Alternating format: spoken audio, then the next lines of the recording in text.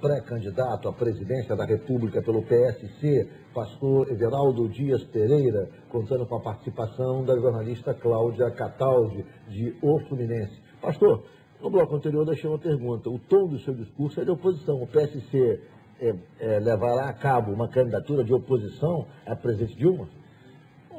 Ricardo, eu acredito o seguinte, de oposição a essa situação que está hoje o país. O Estado está aparelhado, o Estado está inchado e nós acreditamos que o Estado tem que ser um Estado necessário. O Estado não pode estar se metendo em algo que não cabe para ele. Então tem muitas coisas e hoje 40 ministérios, não cabe isso. Se você olhar ali na esplanada dos ministérios, Cláudio, de um lado são 10 ministérios, 10 prédios, do lado esquerdo são 7, mais o Itamaraty dá 18. Palácio da Justiça, 19. E a Casa Civil dentro do coisa dá 20. Por coincidência, é o número do partido, PSC 20. Então, nosso alvo é... Mas não tem nenhum deles com o PSC, né? Nenhum desses ministérios o PSC ocupa. Não. Então, o que nós acreditamos é o seguinte, temos que aproveitar as coisas boas que cada governo faz, não é? Então, eu sempre digo assim, cada um vai colocando um tijolo para consolidar a democracia brasileira. O presidente Lula foi muito sábio, assumiu o governo em 2003 e, inteligentemente, o que ele fez? Ele foi lá no campo adversário, foi lá em Goiás, deputado federal, eleito pelo PSDB, aliado do Serra, adversário do Lula, ele foi lá e tirou o Henrique Meirelles, renunciou ao mandato para ser ministro e colocou como presidente do Banco Central para garantir a estabilidade econômica. Então, aquilo que Fernando Henrique fez, o Lula veio e deu prosseguimento. Então, essas habilidades políticas nós temos que reconhecer. Então, a gente é oposição para mudar tudo? Não. Oposição para aperfeiçoar o Estado brasileiro. Em episódio recente do deputado federal paulista, não posso deixar de falar isso, né, do Marco Feliciano, deu uma visibilidade ainda maior ao seu partido.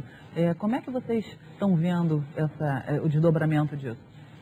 Olha, sem dúvida nenhuma, Cláudia, a visibilidade que aconteceu por causa da Comissão de Direitos Humanos... A Comissão de Direitos Humanos, que é do PSC, o deputado Marco Feliciano, que integra o PSC, quer dizer, isso trouxe incômodo, Não, rapidamente eu digo... essa reação de setores organizados da sociedade ao que consideram uma homofobia, enfim, exagerada, intolerável do deputado Marco Feliciano. Então, o que acontece é o seguinte, Cláudio, Ricardo, nós, o PSC, apesar do tamanho não ser grande, sempre trabalhamos em bloco na Câmara Federal. E ali, 2011, nós presidíamos a Comissão de Fiscalização e Controle.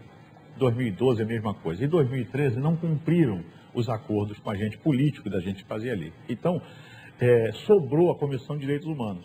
E quando sobrou a Comissão de Direitos Humanos, aqueles grupos organizados sobrou para a gente, quando disse que era do PSC, aí levantou-se uma polêmica. Por que o PSC não poderia ser? Não pode ser do PSC Direitos Humanos. Eles sempre dominaram, nunca deixaram a gente ser. A hora que vem, não pode ser do PSC. E aí... Não pode ser. Isso foi na quinta-feira. Na terça-feira, a bancada reunida e aí escolheu o deputado Marco Feliciano. Quando escolheu o deputado Marco Feliciano, a história você já conhece, né? Deu aquilo. Segmentos da sociedade brasileira que nós temos que respeitar. Nós temos. O PSC, ele não discrimina, não segrega e não exclui ninguém. Como é que o senhor viu a decisão do Supremo Tribunal Federal que reconheceu a união homoafetiva? Olha só. Até o PSC entrou com o Madin, foi CNJ, o Joaquim, quando CNJ, né, deu uma resolução para fazer, né, então nós entramos com o Madin, nós não concordamos com isso. A Constituição brasileira é clara, então nós nos pautamos pela Constituição brasileira. Então, a Comissão de Direitos Humanos, então, o que aconteceu foi aquilo ali, tinha um segmento da sociedade que dominava e só tratava daqueles assuntos específicos. Hoje a Comissão de Direitos Humanos está lá trabalhando normalmente, atendendo a demanda da sociedade, ouvindo todos os setores da sociedade. Pastor, setores da oposição acusam o senhor de estar fazendo o jogo, analistas políticos acusam o senhor de estar fazendo o jogo da oposição. quando o senhor lança a sua candidatura, na verdade, o senhor está tentando construir o segundo turno, ou seja, forçar, quanto mais candidato houver no primeiro turno, aumenta a chance do segundo turno, o que quer a oposição, o que quer a Aécio, o que quer Eduardo Campos. Ou seja, a sua candidatura seria parte de uma estratégia para garantir o segundo turno. Como é que o senhor vê esse tipo de acusação? Olha, isso a democracia permite que cada um fale o que bem entende, né, que pensa, né? Na realidade, conforme eu falei, o PSC trabalha com planejamento. Conforme eu te disse, eu gosto de repetir. Em 2003 nós tínhamos um deputado federal, em 2006 elegemos 9, em 2010 17 federais e um senador. E em janeiro de 2011 nós fizemos o nosso planejamento para 2012, eleição de prefeitos e vereadores, e fizemos o planejamento para a eleição de 2014, governador, senador, deputado estadual, federal e presidente da República. Então isso não é uma coisa de agora, não é acordo de oposição, não tive conversa com ninguém, ninguém me procurou para ter qualquer acordo para levar para o segundo turno, sabe por quê, ô Ricardo? Eu já disse para você, eu acredito em milagre, não brinca comigo não, porque eu estou convicto. Olha só, você me conhece há algum tempo, não é? Bastante tempo. Bastante tempo. Eu nunca vi, Cláudia, um candidato sair candidato não acreditando que vai ganhar. Então vocês estão diante de um candidato que crê que vai ganhar. Então não tem. E estou trabalhando. Eu sei que o senhor crê que vai ganhar, mas nos abstemos dessa afirmação. Qual dos dois candidatos que eu vou apresentar aqui que tem, digamos, um ideário, uma proposta que se aproxima mais do PSC? O candidato do PSDB, Aécio Neves, ou o candidato do PT, que é, no caso, a presidente Dilma? Quem estaria mais próximo, quer dizer, do que prega o PSC? Ricardo, sinceramente, hoje eles estão bem distantes do que nós pensamos. Não há nenhuma afinidade com nenhum dos dois? E o Eduardo? Eduardo Campos, talvez? O Eduardo é do mesmo campo da presidente Dilma. A vida toda o PSB foi Aliado acessório, colado ali, tá certo? Então, por enquanto, o diferente aí, nesse caso, é o PSC.